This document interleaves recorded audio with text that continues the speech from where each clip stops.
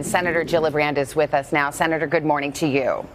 Good morning. How are you? I'm well, thank you. Let's talk about this tweet from the president yesterday. Among other things, he said that you had not long ago come to his office, quote, begging for campaign contributions, and added you would do anything for them. Let me be blunt about it.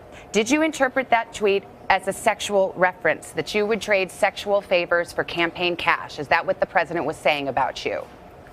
Well, certainly that's how I and many people read it, and it was certainly just a sexist smear intended to silence me. And I'm not going to be silenced on this issue. I've heard the testimony of many women, numerous accusers. I believe them, and he should resign for that. I think Congress should do an investigation because we need accountability, and women aren't going to be silenced right now. And as we just saw in Alabama, women are not going to be silenced. African-American women are not going to be silenced, and they came out in numbers. I do want to go back to this tweet for a moment, though, because the White House press secretary said anyone who interprets this in a sexual manner should, quote, get their minds out of the gutter.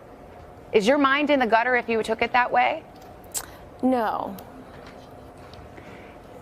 They also point out that the president has tweeted this kind of thing or said this kind of thing about men in the past. For example, I recall in 2016, he said that Mitt Romney had come to his office in 2012 begging for an endorsement and would have gotten on his knees. Was that a sexist attack or a sexually loaded attack?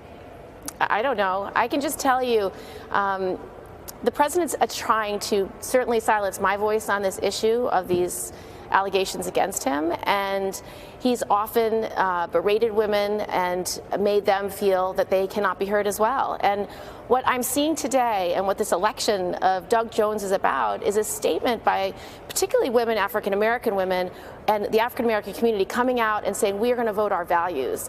And you have to put this in context. 50 years ago, 4 little girls were killed by the KKK. And Doug Jones was the prosecutor who brought them justice. And so people overwhelmingly were heard. So I think this was an election about what we feel and our values and what we care about. And I think President Trump is wrong. He is a bully, and he's been attacking different people across this country since he's been president. And since the Women's March, women have stood up, have fought hard, have spoken out about their beliefs, and they've not stopped. And so I think that is a testament to this election, and because of it, I have hope for this country. Some of the accusers of President Trump have come forward again recently, this week, publicly, because obviously they came out before the election and he was still elected, and the White House points to that a lot. Do you think times have changed in a year such that these accusations will be listened to in a different way now? Yes, I do. I think this is a moment in time unlike any other. With the Me Too movement, women are feeling the ability to tell what happened to them, some of the worst moments they've lived, and tell it publicly. And that is powerful, and it is affecting everything, and people are looking for justice. You are seeing quick justice, whether it's in Hollywood or in corporate America or in Congress. And so what we can do is make sure that we continue to speak out, and that's what women are doing, and they're speaking out in the millions across this country. Let me go back to the tweet for a moment, and let me be devil's advocate. Bear with me here. The president tweeted this after you called for his resignation and essentially said you believed those who were calling him someone who sexually assaulted them and molested them and harassed them. That's a tough political attack. You played hardball. Doesn't he have the right to do the same? The president says whatever he wants whenever he wants. I don't think that level of discourse, however, is what this country wants. I think what he has done is it's unacceptable. And if you put that in the context of multiple accusers who have accused him of sexual assault and sexual harassment that are credible, you need accountability. And I think what people do want is accountability, and he should resign.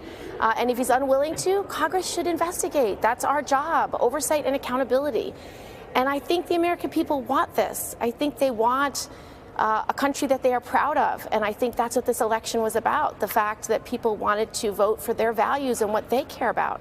Well, it's obviously something people will be talking about today, that election in Alabama. Senator Kirsten Gillibrand, it's good to have your perspective. We appreciate your time.